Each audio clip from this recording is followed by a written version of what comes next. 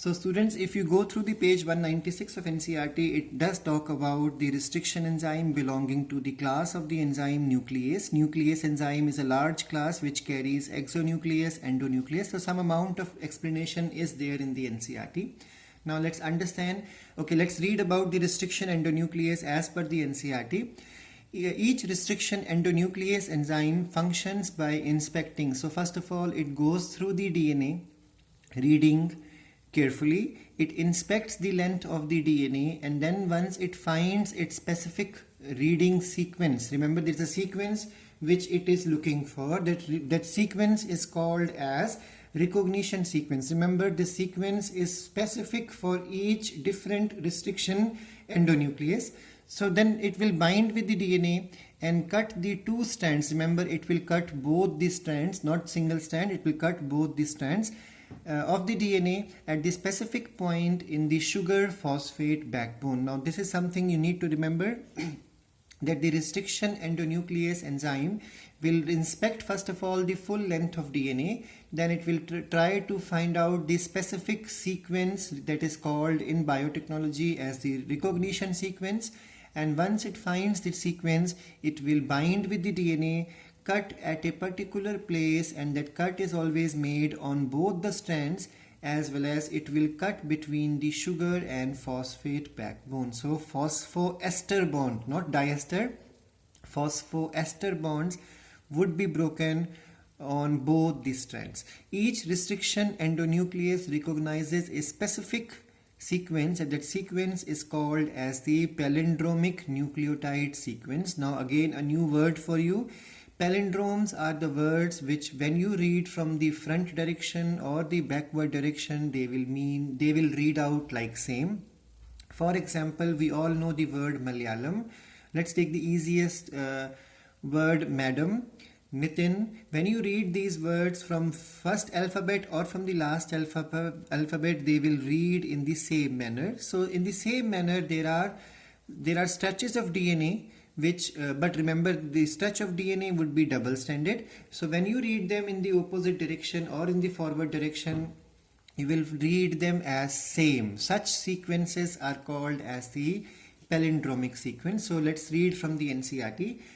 So the palindrome in a DNA is a sequence of base pairs that read same on the two strands when orientation of the reading is kept same. For example, the following sequence reads the same on two strands in 5' to 3' direction.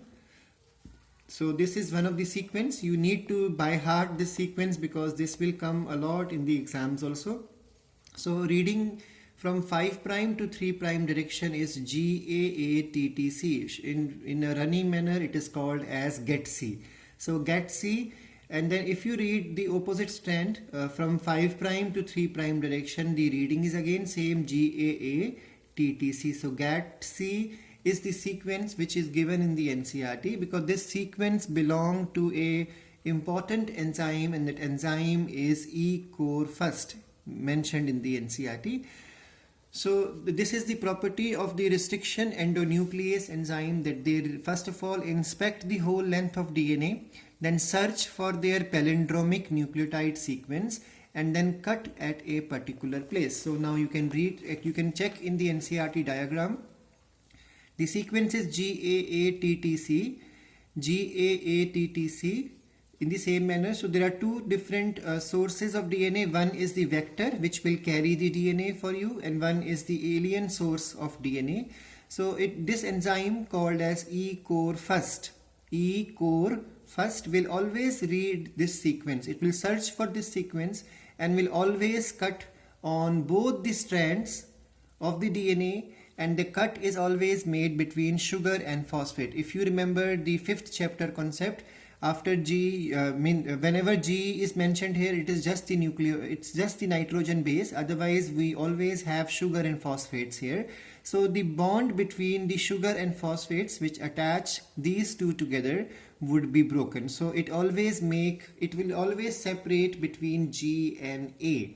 So once G and A are separated, what will happen is you will have a piece of DNA which will have only length up to G, and this portion is missing, and the other one will have this portion missing. This will be this stretch of DNA available with it. So now this will cause 1, 2, 3, 4.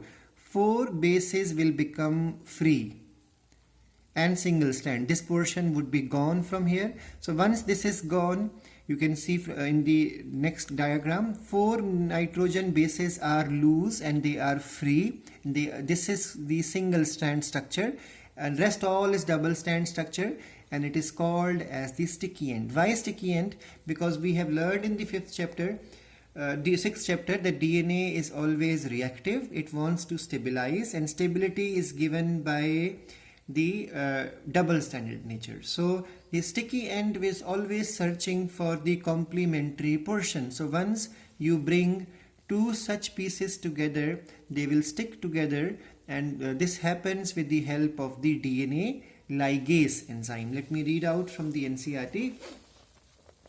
Restriction enzyme will cut the strand of the DNA a little away from center. Now remember, if it cuts in the center, it will create blunt end, and blunt end will never create sticky end, and such enzymes are of no use in biotechnology. So out of the restriction endonuclease type 2 again will have 2 types: sticky end creating, blunt end creating. We only need the sticky end creating type 2 restriction endonuclease.